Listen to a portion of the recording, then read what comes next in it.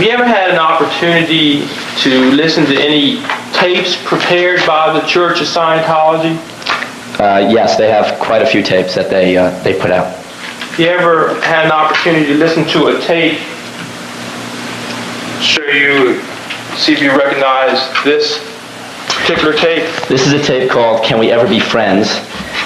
And I bought this tape for my parents.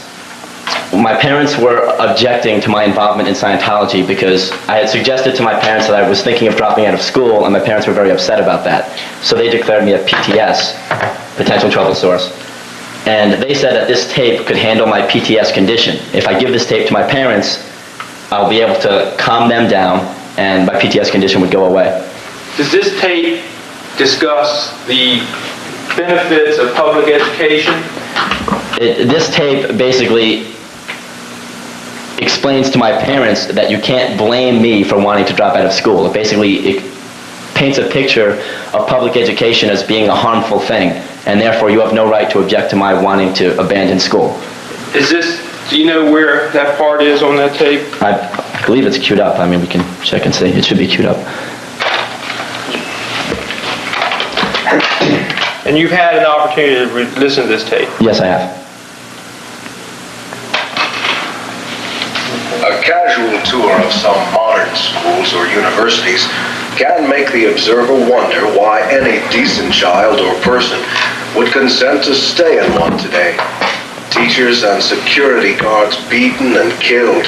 Students glaze-eyed with drugs draped across doorways and desks. It can be a desperate arena. And the subjects taught are often not subjects anymore, but confusions.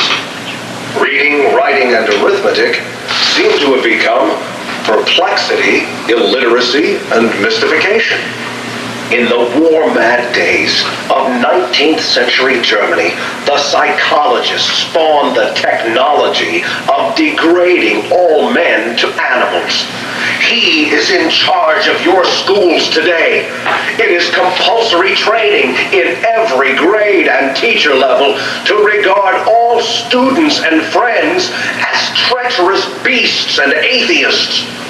Where the older generation did not stem this rape of education, should they criticize members of the younger generations who draw aside from the beast to attack it in the flank and try to civilize the monster their betters supported and helped create? The schools the taxes pay for today are not the schools the older generation has such fond memories of. Bust and beaten and dismayed, going nowhere, learning nothing, at vast parental expense. One need not be very questioning as to why a student would bolt his school and go to people who can teach and who are making inroads with school reform. One can hide and pretend and say, without any inspection of evidence, that Scientology is not doing anything about it. The facts, statistics, and rooms full of documents prove that Scientology is doing something about it. That's the end of that side of the tape. Thank you. Did you yourself believe that public education, as described, was not appropriate for you after being enrolled in Scientology? Yes. Were you allowed to have contact with your parents as a member? The contact became more and more controlled to the point where every time I called my parents, there would be a Scientologist sitting next to me, coaching me and listening to the conversation and coaching me on what to say. Why would they do that, if you know? Well, I believe they were afraid that if I spoke to my parents might convince me to leave Scientology. That if I was allowed to freely communicate with them, that's what would happen.